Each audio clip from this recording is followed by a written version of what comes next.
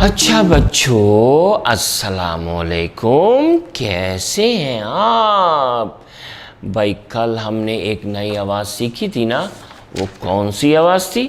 جس کے اوپر ایک نقطہ آتا ہے، جس سے بنتا ہے خیمہ اور خچر اور خرگوش اور خربوزہ۔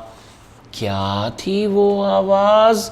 وہ تھی خ خ خ۔ آپ بھی کہیں، مل کے کہتے ہیں، خ خچر، خ خربوزہ، خ خرگوش۔ یہ سارے شروع ہوتے ہیں خ سے۔ تو آئیں دیکھتے ہیں خ کیسا ہوتا ہے۔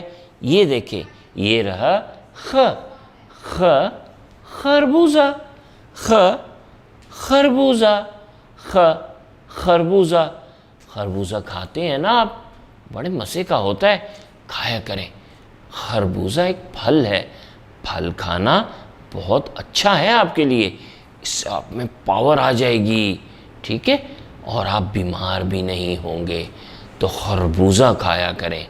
اور خربوزہ کی شروع کی آواز ہے خ، اور خ کے اوپر کتنے نقطے ہوتے ہیں؟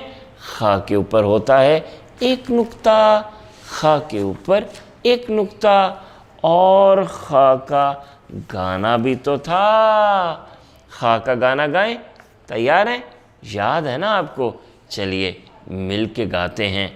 خرگوش لایا خط خالو کا، خرگوش لایا خط خالو کا، خ کے اوپر ایک ہی نقطہ، خ کے اوپر ایک ہی نقطہ۔